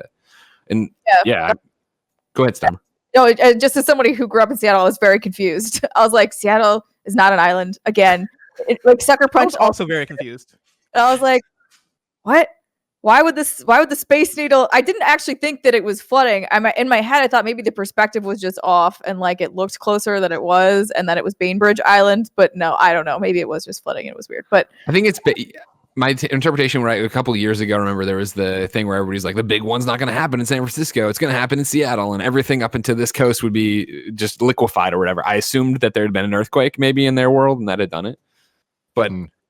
You know, we're talking about all these different touches and stone and like touchstones for it, like the aquarium being awesome, this ongoing argument with Owen that continues beyond his death about whether it was a seal or a sea lion. Like there's so many touches like that if you want to go through and find the letters, and like the fact that, you know, Abby is still writing to Owen even though he's gone, like telling this is what you find on the boat, obviously in Santa Barbara, is Ellie talking to him about, you know, what is going on with him and Lev. Like that's the level of characterization this game I think crushes in a way that you expect because it's Naughty Dog and it's Last of Us, right? But to take that even a step further, and it's what you were talking about earlier about this supporting cast and how amazing they all are and how fleshed out they all are. And I think to the point that when we're talking about the wolves versus the Scar, the Seraphites, right? At first I was like, what is going on? Then you slowly realize, okay, wait, there's a thing going on here that has nothing to do with Ellie at all. Like they're in their own thing, and then you see it evolve into a war. But then as Abby to get to go through it and have these conversations with Lev that I think are so enlightening as to what's going on, where he's like, she's like, your people are, you know, crazy. And he's like, hey, the killing didn't even start till our prophet died, right? At Martyr Point or Martyr or whatever it is, where the, you know, the truce ended or whatever. Like there's this whole rich backstory there that it wasn't until the martyr died that they took this into we're going to kill everybody and get crazy and be in like, you know, Lev asked Abby at one point, like, have you read her writings? And she's like, I've skimmed them or whatever. And she's like, I think they'd help. And yet, and it's like, holy, or Lev says he thinks they'd help or whatever. And you're like, oh man, like that's fucking nuts that even to that level, you're making me care about what the actual prophet was saying about Seraphites and how that actually nets out, like where we're going with that. Like how her words are being twisted in a way, like in a way that religion does. Like that's not an unrealistic thing. Obviously, it's happened all throughout history of, you know, my writings say this, and someone's like, oh, so you mean murder everyone? Like, no, that's actually not what I meant. But if the person is now dead, they can no longer speak. So, yeah. With the first game having, you know, Ishmael's story kind of be, I think, one of the not crowning achievements of the first game, but something that I think very much stands out as good environmental storytelling. And I think a kind of a real touchstone of what makes Last of Us special. I think this game doesn't have that moment necessarily where it's one single story, but I think it does a really good job in the aquarium of having the family story and Max with the boat and like the playroom and all that stuff. Like I was very invested in all that, and like I was really worried they were going to make me find a grown-up Max and kill him, and I didn't want to have anything to do with that. But then also kind of before you meet Lev and get a lot of the real backstory and meet on the beef between the different factions, getting like reading the different journals and things you find in the world, kind of talking about it and hearing about this Isaac guy. I think they dealt with Isaac very well, where they treated him like an Ishmael character for a very long time until he's revealed, and he's used so sparingly, but in such intelligent ways that he feels powerful, you know. And it's like I always kind of feared him, and also getting the actor they did for him, Jeffrey Wright, Jim Gordon himself, is awesome. Like that is such a crazy like moment for me seeing it, where I was just like, oh my god, like they did that, like that was a choice to make this character stand out, and I think they did a really good job with him. Yeah. It's that thing where when we finally get introduced to Isaac and I'm like, wait, is that the guy from Westworld? It's like, oh shit, I hope we get a lot more of him. And the fact that we don't, I think, does play into the mythos, does play into more of still wanting to know more about his rides and what was going on, whether we never get it, whether it's a comic, whether it's a novel, whether it's a DLC, whatever the hell. Like, I think all of that is awesome. And then the fact that he is taken out so quickly. And I think that's another thing we haven't touched on in this, is that I love that they establish early on, like, no one is safe, and you don't. And when somebody does die, it's going to be quick, maybe. Yeah, I mean, you can be longer, like a Nora death, but I mean, the way that, like, I was not expecting after Jesse came back and then was trying to convince me to go back to Jackson. And I'm like, fine, fuck, Dina's sick, let's go. To see him, shot in the face 2 seconds later. I wasn't expecting Manny when we're trying to get in that door and he steps away and he's like, all right. I was like, oh my God. And then I wasn't expecting Tommy to dodge death like 3 times. Yeah, Tommy's the only one that's safe. He's good. I thought Tommy died multiple times. Me too. And whenever he showed back up, I was like, how are you still here, dude? Like, where are you? Yeah, I texted Greg. I was like, wait, Tommy wasn't dead? Because like I was pretty sure, I thought she shot him in the head. But I guess she does, but it's like a grazing shot. So that's why when we come back, his face is kind of messed up.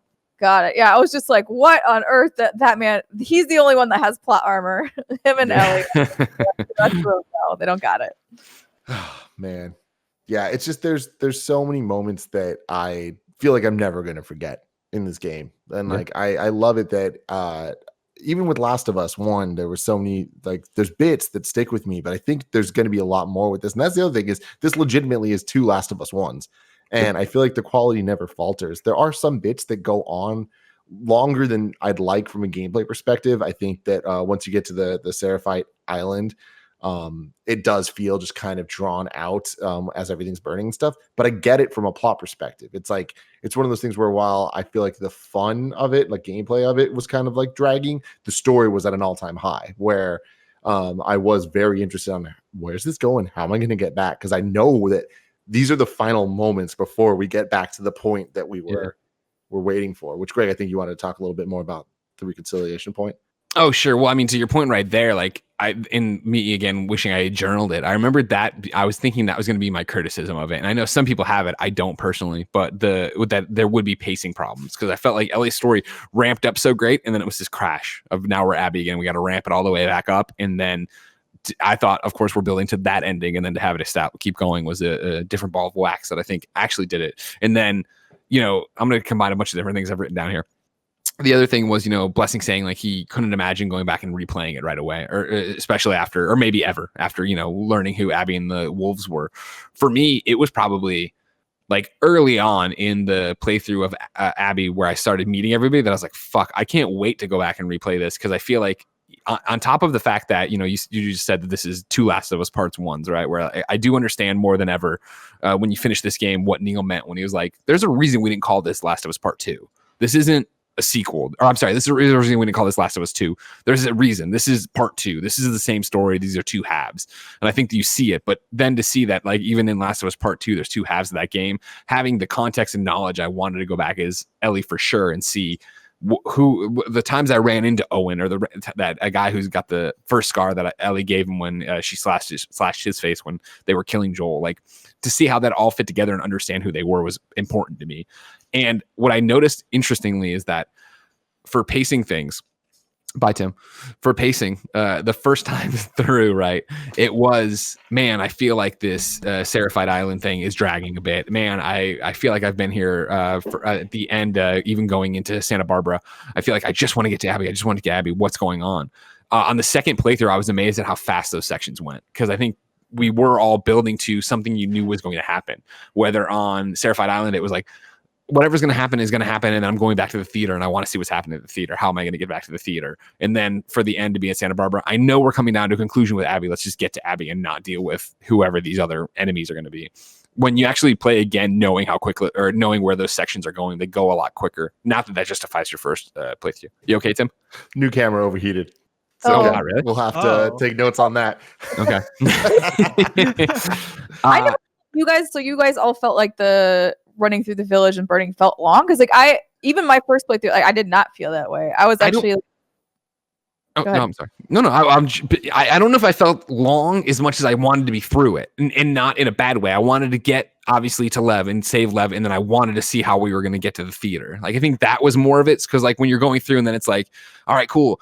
It's, you're talking to Yara, like, how far is it? She's like, it's a hike. And then you get into like the rows of corn, and it's like, all right, I gotta either sneak by these guys or kill like 19 guys just to get to the next thing. Let's go. Yeah, I did feel like my feelings with that. I did feel like there were quite a few areas of the game that felt long to me. That island being one of them. Like, by the time I was in the boss fight with the Seraphite, that was like the heavy Seraphite. The dude whose face you fuck up and like grab his jaw at the end. I was like, oh, please don't rip his jaw in half. Please don't rip his jaw in half. Yeah, by the time I got to that fight, I was like, all right, how necessary is this? And it was a fun fight for sure. And that whole village on fire sequence was cool. And I think it was Tim who was saying this earlier, but to the story, right? Like, the story I think is paced perfectly. Like, I think all the story content in there works, but from a gameplay standpoint, for me, there are quite a few moments where I was like, I don't know if there's enough here to justify this game being this long. Like, I keep there are so many points where I was like, where I was feeling kind of fatigued as far as where the mechanics were and how long certain sections were, if that makes sense. Because I think the gameplay mechanics are amazing. I think the systems are awesome. I think all that stuff works perfectly. But at a certain point, I was just like, all right, cool. I guess I got it. The cornfields, for example, right? Like, by the time I got to the cornfields, I was like, all right, cool. I guess I got to kill a bunch more people to get to this place. That juxtaposed with the whole meeting point between Ellie and Abby kind of felt to me like it threw off the whole gameplay pacing, especially with having to restart towards the middle, or feeling like you're having to restart towards the middle. Because story-wise, loved it. Thought, having that juxtaposition between the two characters, having that parallel storyline, awesome, cool, risky, but I think it worked from a story perspective. Picking Abby up as a character and seeing the upgrade trees and wondering to myself, oh, is this going to be as long as Ellie's section? And then realizing that I'm picking up the notebooks, or not the notebooks, the magazines for the upgrades, and seeing that I'm having the same kind of progression with the guns and all this stuff. Yeah. At a certain point, I was like, I see what they're doing, and like, it's not ruining this experience for me whatsoever, but I kind of don't want to have the same exact arc that I just had with Ellie, from a gameplay perspective, if that makes sense. It does, and I feel like I kind of got really scared, not early on, but I guess for consideration, the whole game pretty early on, when Ellie and is trying to get to the hospital, and it jumps out at her and she falls into the water, and then she's in the sewer and the water's like pushing her back super far. I was like watching this and I was like, no, like, I don't want to have to go through more dark rooms with clickers and do all this shit. Like, I just want to get to the goddamn hospital. And so did Ellie. But that's my thing, is it's from a story perspective, a lot of the stuff, it really works. And to my surprise, they changed the gameplay up for that after that, and I didn't ever feel what I was scared of. Like, it kind of gave me what I wanted, where I was like, you're changing it up a bit. It's not too long. We're going to get there. Everything's going to be okay. That was kind of the section with the boat and all that stuff. I was like, all right, sure. I'm kind of more fine with that. And another example of that was later in the game with Abby. And this is different. It wasn't so much about pacing, more just about kind of tropes and understanding video games. But when you're in the hospital as Abby, you're going through, scary as all shit. The atmosphere of this place was absolutely insane. Oh yeah. But you're going through the sound design, like there's nutso shit going on, and you hear the banging. The doors are locked. You're like, goddamn! Like, I know that there's infected in here. And then the dialogue and that she's saying and the things you're reading, you're like, this is a hospital. These guys have been in here a long time. Like, this is like ground zero. This is ground zero. And they've been here for decades at this point. we're about to see some crazy new shit. And I was like, oh God, here we go. Here's the stuff I don't like about Resident Evil. It's going to be like some crazy ass Tyrannosaurus Rex thing. And somehow this is a perfect meld of gameplay and story and character where it worked for me. This boss fight, having this the biggest infected we've seen so far, I was absolutely thrilled in the entire fight. I felt so terrified. I'm running like it was that gameplay thing Greg keeps talking about somehow you always have just enough ammo, that when I took the final shots and then it broke in half and now I'm facing two of them, I was like, God damn it, I'm so screwed. But then I made it and it was just like, and I had to take a break. And it's like, I'm very squeamish. This game did something for me in that way where it's like it made me feel.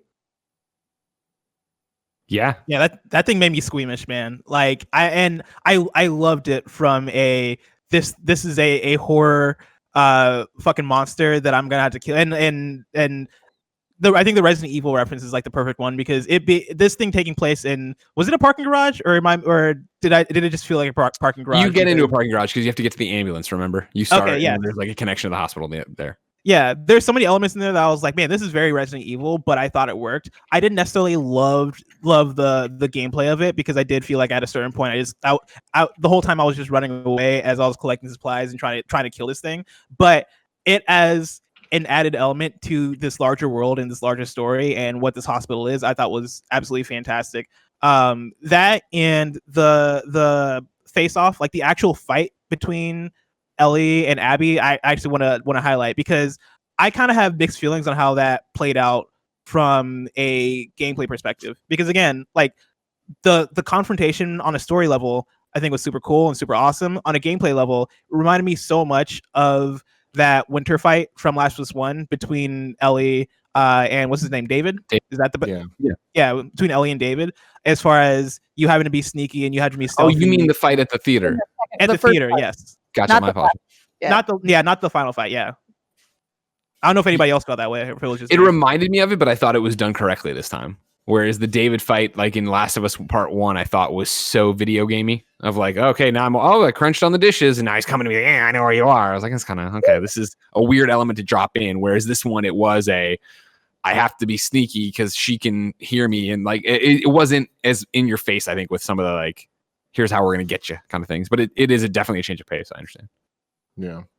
Yeah, that whole theater fight was so creepy. I remember when you first get to the theater and you like walk through the back, and I was like, oh, I hate this place. I love theaters in general. I'm a theater kid, but like anytime she'd open that curtain, I'd be like, something's gonna pop out. Something's going down. So, yeah. And then like walking through the back there, I was always like, something is off about this place, and I don't know what. And then that fight took place there, and I was like, this is what this set piece is here for. Right. And I feel it in my bones that it was there for something, but I didn't know what at the time. And just talking about set pieces, like how insane is it that this game rarely reuses the same kind of locations, and when it does, they're totally different, or they're varied in a way, like the aquarium, that almost feel like new places that don't feel like backtracking. It feels like you want to rewalk through it all to see what's changed and how it's like went down. The first game we praised a lot for how every room felt like it had unique art assets. This game, I don't understand on a technical level how they did this. How was this game completed? It's so, to me, on another level of just having so many unique elements that make every single car feel different than the other one in front of you, and it doesn't need to. It just makes the world feel that much more real. Yeah, the aquarium back, because that actually sparked like the light or not metaphor, symbolism. I remember like thinking about the aquarium and how well they did that, because like throughout a lot of the game, especially if you're there with Owen or you're just kind of chilling, like it's a very bright, like welcoming, warm space. You feel like you're safe there. And then when you go in as Ellie, obviously it's all dark and it's intense. And you like, I love that they were able to do both of those feelings in this same environment. Yeah. Greg, earlier you were talking about the aha moment. Take on me, yeah. God, like when it was like, I at first you pick up the guitar and this is, I mean, at the very beginning of the game when they give it to you and you strum, you're like, oh, okay, this is an interesting, what am I doing with this? This is a weird mechanic to drop in. And then when you find it there and you play the start of Future Days, stop when Dina comes in because that's like a personal thing to you. And then play, remember that thing at the beach or the barbecue or whatever it was, and like and she starts playing Take on Me, and like it was, I have screenshots. Like that was when I was like, dang, just spamming the share button to grab stuff from that. Cause it was just such a moment of just Dina sits there. And once we, go through the practicing part, Ellie's off. And I just wanted to sit there as long as she wanted to play.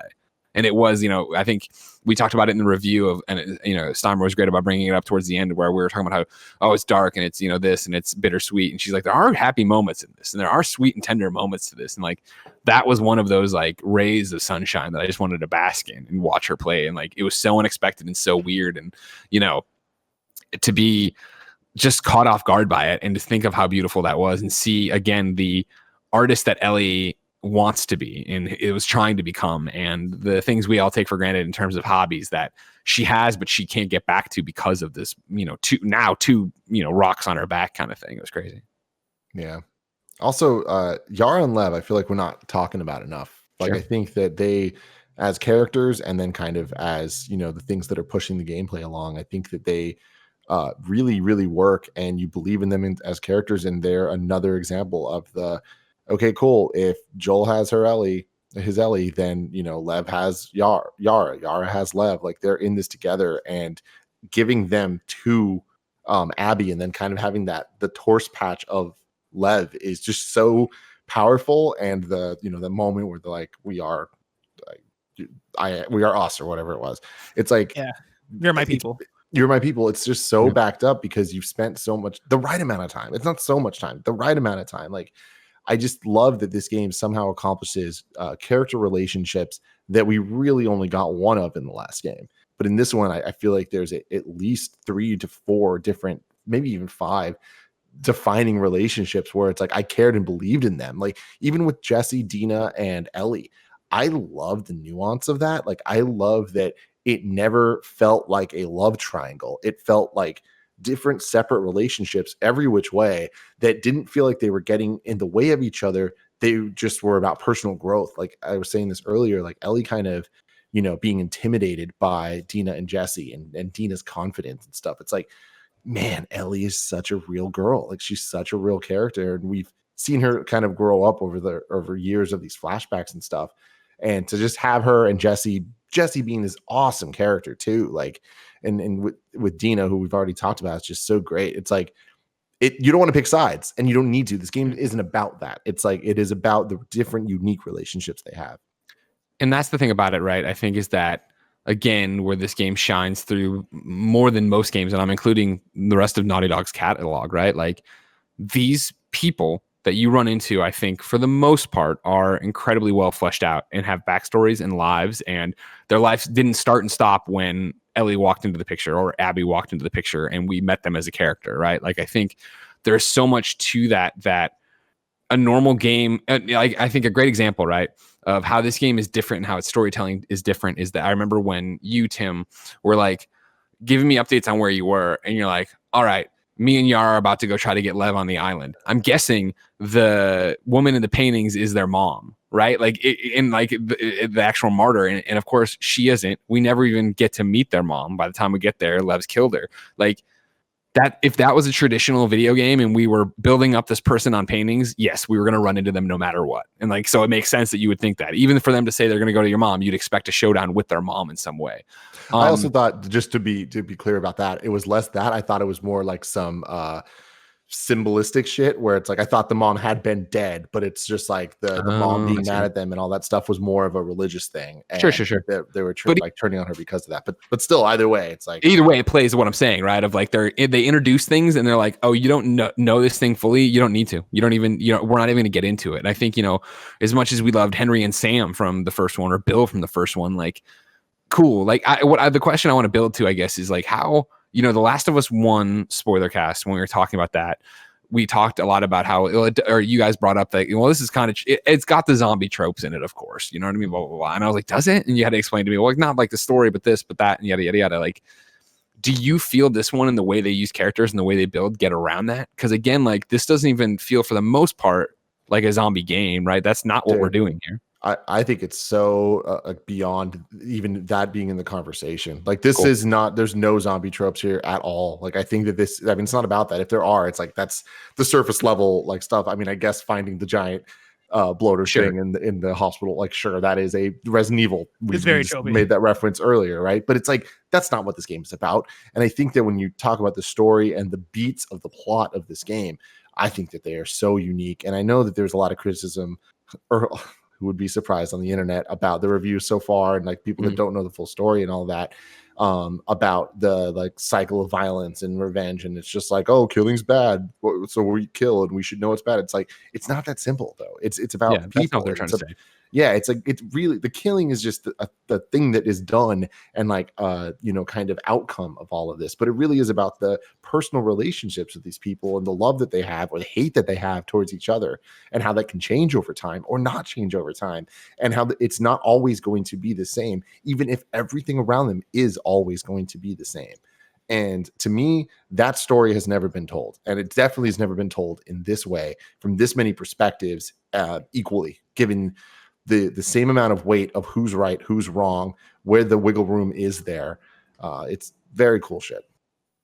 Yeah, I mean, for me, I don't see Trope as bad by any means. And I think you can make the argument that the idea of warring surviving factions within a zombie apocalypse can be seen as tropey, and especially when that is kind of what builds the whole narrative and what builds the back and forth between all the characters. I think you can make the argument there that can be seen as tropey, but I also don't think that's bad. Like I think this story is probably the best case I've seen of that, like that exact idea, right? Like the only other thing I kind of jump to as far as that is the Walking Dead Negan season, which I think we referenced before, and like I think it was Tim that said like, yeah, that happened, and that caused so many people to be like, all right, cool. Like I think I'm done with the show because this show's not really doing anything that is worthwhile. I think Last of Us Part 2 does that stuff in a way that feels worthwhile, because I think they lend validity to why these different factions are valid and why these different sides are fighting for pretty much ultimately the same thing, which is each other,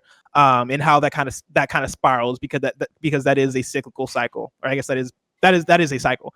The one thing I will say to the whole Lev, Yara, and Seraphites thing is, and I kind of understand why they don't do it, because it might be too much, but I wish at some point we got to play as a Seraphite, because I feel like through Lara and Yev, or through Yara and Lev, they do such a good job of introducing you to this faction and making you understand that, like, oh yeah, even within this faction, that for us service level seems weird pretty objectively, like in the ways in which they operate, in the ways in which they scar their face, in the ways in which they do all these different things.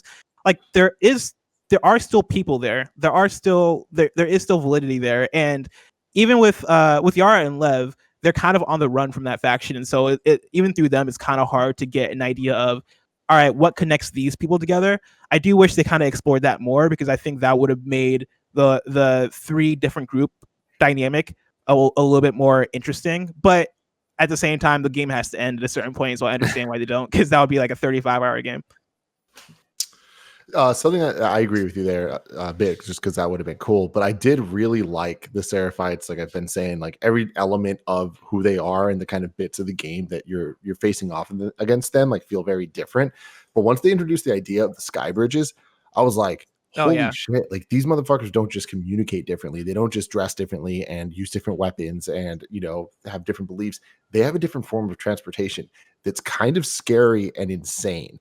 And I remember, like, as we're trying to get to the sky bridge, I was like, what is this going to be? Is this going to be just like weird nets and stuff in the sky that they can't see because it's in the fog?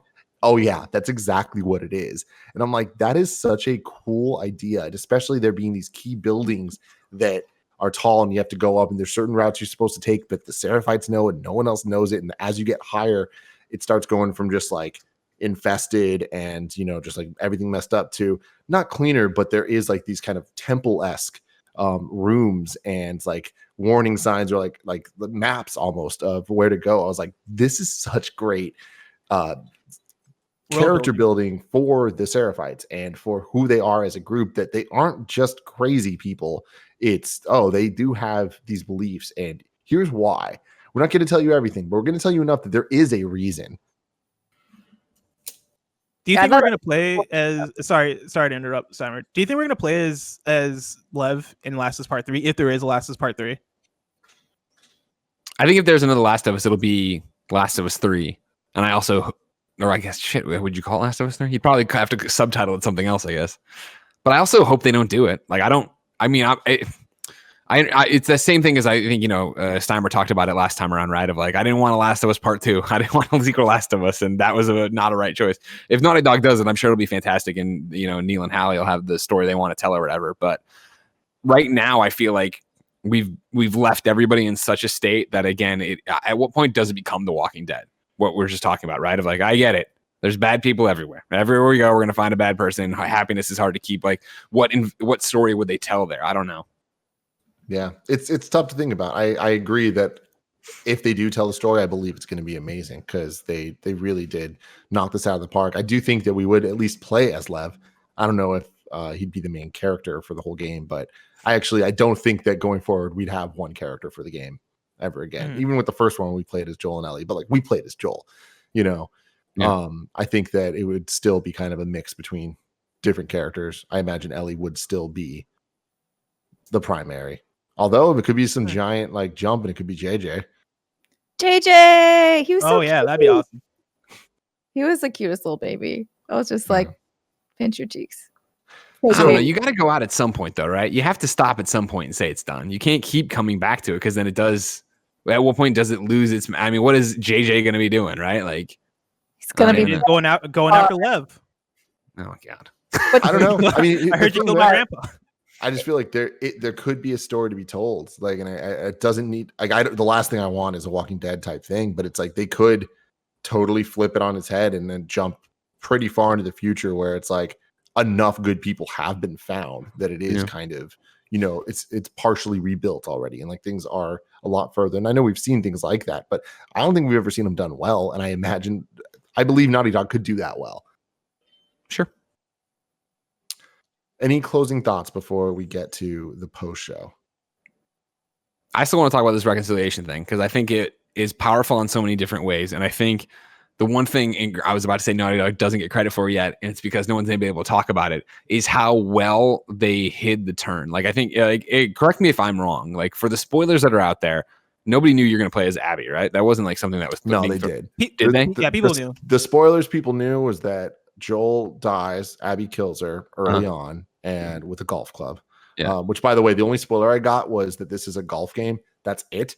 And I was like, what the fuck does that mean? And then the moment it happened, I was like, oh, you motherfucker, don't do that. That's so stupid. But it was that, and then you play as Abby for the second half of the game, and that you kill Ellie at the end. But I think it's because they only saw up to that fight, and it seems like you're going to kill Ellie. Gotcha. Okay, cool. The lengths to which they went to hide this, where the press demo I did, which is Hillcrest, right back in the day, remember, where it's you go and you drop down, and it's what we saw in that, not the most recent state of play, but the state of play that was part of, it had a bunch of other games and showed it, right, of Joel grabbing you and going, you think I'd let you do this on your own? Like, for me, that's so established that, I'm doing this game with Joel. And so then when we find out that the spoilers of Joel dying got leaked, it was like, oh, well, clearly he's going to die way late in the game, because I've already played a big mission with him. We must be after Dina. He gets killed along the way, and then we, or maybe in the final fight to save her or something like that. I thought that was a really cool thing, in the same way that, again, Kojima, showed the, the Metal Gear Solid 2 demo that came with Zone of the Enders, right? Like, it was just us playing a Snake on the tanker, and we're all like, oh, we got this. We know what this game's going to be. For that game not to be that at all, for this game to, I think, have hidden it so well and everything, and its marketing, and the way even that, when you go back and watch the state of play and a couple other things, like Ellie on horseback in the game is Ellie and Dina, but in the trailers, it's just Ellie walking or, riding around. They did such a good job of, up until getting leaked, everything, keeping it under wraps, right, and doing it. But the reconciliation thing, I think what I love about it is, in the same breath, I was just talking about them putting Joel there at the end of the Hillcrest demo. In that same demo, from when I played just the Dina section, which was what us on patrol that eventually ended with the pothouse stuff. Remember, there's that thing where she's like, oh, I'm thinking about having a movie night with Joel. And Dina's like, oh, what kind of movie? I remember playing that, months ago, not having any context for the story, and be like, oh, that's awesome that, they're still doing movie nights. And then getting to that moment on my second playthrough, or even reflecting after the first, and be like, holy shit, that was going to be the first time they had hung out in years. Right? Like, you know what I mean? Like that when Ellie rides back to Salt Lake City and like, I'll come back to Jackson, but it's fucking over between us. Like, you assume it's silent treatment the rest of the way until probably a few interjections here or there, but mainly the fight in the ballroom, or the dance in the barn, and then the aftermath of it. And so, well, even before then, we do see that flashback that is after that, where with Tommy teaching her how to shoot the gun. Right, and it's like, no, well, she's kind of forced to be with Joel. Yeah, but that's before she finds out. Is it? Yeah, that's before she knows something's wrong, but she doesn't know what's wrong. That's not them falling apart. Timeline wise, the last flashback we get in the like years back is the Salt Lake City one, when she's like, I'll come back, and that's fucking it. The stuff had happened before, where it was what we're building to, right? Where they know something's wrong. Ellie's getting distant because she's growing up and can no longer live with this fact that, wait, he lied to me, and my life's worth nothing. Then it's the payoff and Salt Lake City and coming back, and then not talking, you assume, until around the barn. And so, like, when I remember early on, when Jen was watching me play, and she's like, all right, cool. Like, she went to bed early one night. She's like, where are you? And I'm like, I'm here, but like, I still haven't gotten that E3 cutscene. I still haven't seen the barn, like the barn dance. And I'm like, maybe they're not doing it. Maybe that was just for promotion. I don't know. And so when we finally got there in the build up to the end, and you get the moment, she's like, I don't fucking need your help, Joel, or whatever it is. I forget exactly what the line is, but it's something to that thing. He's like, okay. And he walks away. I gasped.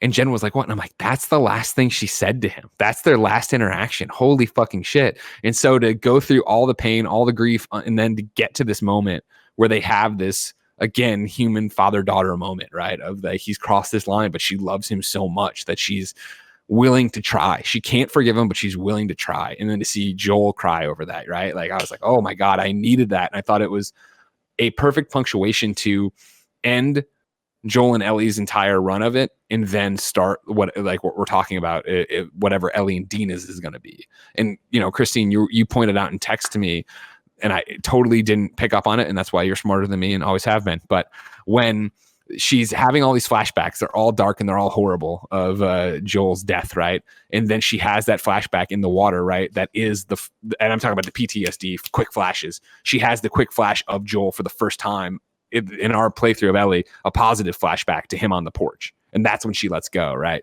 Because it seems like she's finally let go of this, and she can remember that moment of, I can't forgive you, but I'm willing to try. It's great stuff. Ladies and gentlemen, this has been the spoiler cast for The Last of Us Part 2. Steimer, where can people find you? They can find me over at What's Good Games. We have a show that comes out every Friday, so you can go to what'sgoodgames.com, or go to youtube.com/what'sgoodgames, or twitter.com/what'sgood_games, and you'll find all that stuff. Gotta love the underscore. Blessing Greg, obviously, thank you very much for joining me today on this one. Yes. Can I do some shameless self-promotion? I was about to lead you into that. Go for it. Sure, go ahead. Sorry. We're so good. We're so right there together. I was just about to say, but this is definitely not the last. We're going to be talking about The Last of Us. We have so much cool stuff, stuff that I'm very excited to actually listen to myself, which includes... So, ladies and gentlemen, this is a Kind of Funny Gamescast, publishing on the 19th, a Friday. The next week, we are having Neil Druckmann, Ashley Johnson, and Troy Baker. So Neil, of course, co-writer, director, Ashley, Ellie, and Troy Baker, Joel, coming through to do a Gamescast. I don't know what we're going to call that. It's a spoiler cast as well, where all our questions are answered by the people who made the game, which will be great. That is, like I said, is going live next week as a Gamescast. So, of course, patreon.com/kindoffunnygames, ad-free. Also, more importantly, get your questions in for the cast and for Neil to talk to them about it. Then, on top of that, here's what we're going to do. Me and Blessing have been talking on PS I Love You XOXO about wanting to do a spoiler cast with you, the audience. The episode of PS I Love You XOXO that'll go live the week of the 29th. We're giving you a week to play through this game, and hopefully you've already done it by the time you're watching this. Send in your questions to PS I Love You XOXO, your thoughts on a spoiler cast. We're going to do that. Looks like we're going to have Janet Garcia from IGN join us on that one as well. Stoked about that. Nice. Then on top of that, the week of the 29th, I didn't know how to do this in a way that didn't want to tip our hand too much and all this other stuff, let alone you can't have too many voices on a podcast. So next week, Neil, Ashley, Troy. Then the week of the 29th, we have Cool Friends with Laura Bailey, just to do a spoiler casty thing with her about what Abby is all about, and of course her career and everything else. But one where we can give her room to breathe on stepping into this role in this franchise. Love it, man. Such cool stuff. We're about to do the post show for people on patreon.com/kindoffunnygames, but for everyone else, we love and appreciate you.